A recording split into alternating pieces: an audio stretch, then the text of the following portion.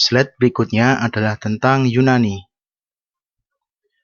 Berikut ini adalah wilayah peta Eropa secara keseluruhan. Eropa. Sejarah Eropa berkaitan dengan wilayah Asia Barat dan Afrika Utara. Hal ini dikarenakan wilayah tersebut merupakan bagian dari sejarah Eropa. Yunani. Sejarah Eropa dimulai dari Yunani, karena di Yunani pertama kali ditemukan kehidupan masyarakat dengan bukti-bukti arkeologis yang ditinggalkan. Misalnya, benteng, makam, dan alat-alat kehidupan.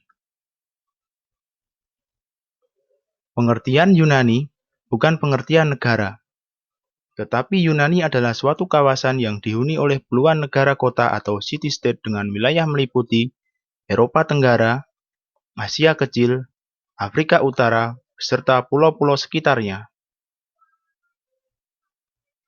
Kehidupan pertama di Yunani diketahui berada di Pulau Kreta yang dihuni suku Minoa. Pusat pemerintahannya yang kedua di selatan Paistos. Di bawah orang-orang Minoa, Kreta mulai dikenal di dalam perdagangan Laut Tengah dan berhubungan pula dengan Asia Kecil kuno dan Mesir kuno. Suku Minoa diperkirakan dari Balkan. Kehidupan sudah maju karena telah ada bangunan-bangunan fisik. Pada tahap berikutnya, datang migrasi dari Balkan ke selatan yang terdiri dari dua suku. Satu, suku Akadia, dan dua, suku Akaia.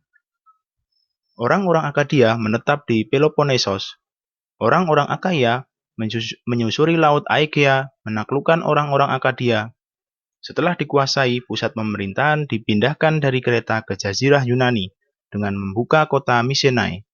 Di Mycenae tumbuh budaya Eropa pasca Kreta. Tahun 1400 sampai 1200 sebelum Masehi, Akadia dikenal sebagai petualangan ulung dan penguasa lautan, sehingga menimbulkan konflik dengan kerajaan luar Yunani yaitu Troya. Maka terjadilah Perang Troya, yang menjadi legenda sejarah merupakan perang pertama antara Yunani dengan negara luar. Perang Troya mendasari Homerus untuk menulis Perang Troya, cerita tentang sejarah yang ditulis dengan imajinasi tanpa sumber. Migrasi dari Balkan. Suku Doria dari Balkan lewat daratan akhirnya menundukkan suku Akadia dan Akaia. Kemudian tinggal di Peloponnesos dengan mendirikan kota baru yaitu Sparta. Suku Ionia dari Balkan lewat pantai Aegea, kemudian masuk ke Jazirah Attika di Yunani. Di Attika membuka kota baru Athena. Suku Aiolia dari Balkan masuk ke selatan, masuk ke Laut Aegea, kemudian masuk ke pantai Asia Kecil bagian barat. Akhirnya mereka menetap di Asia Kecil bagian barat. Tidak ada kota yang didirikan oleh suku Aiolia. Dua kota Sparta dan Athena akan mewarisi panggung sejarah Yunani. Yunani dan Athena menjadi pusat kehidupan. Ketika suku yang mendasari Yunani terpecah menjadi kelompok kecil. Kelompok kecil inilah yang mendirikan kota-kota di Yunani. Kota ini menjelma menjadi city-state, sehingga Yunani dipenuhi negara kota. Di antara negara kota yang terkenal adalah Sparta dan Athena. Kedua negara ini memiliki ciri-ciri khusus.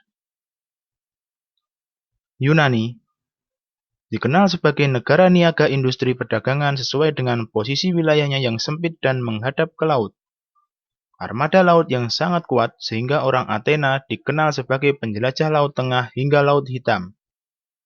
Di tempat mereka singgah, membuka perwakilan Athena. Athena terkenal sebagai negara yang sangat kaya. Tata pemerintahan sangat demokratis.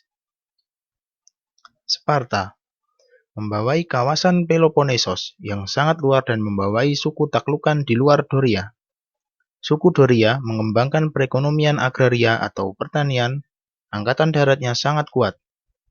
Pemerintahan diktator totaliter atau pemerintahan militer. Suku Doria ini sangat militeran tetapi memerintah suku mayoritas. Maka, Pemerintahannya dilaksanakan dengan cara militer atau tangan besi. Perbedaan antara Athena dan Sparta dapat dilihat di tabel di bawah ini.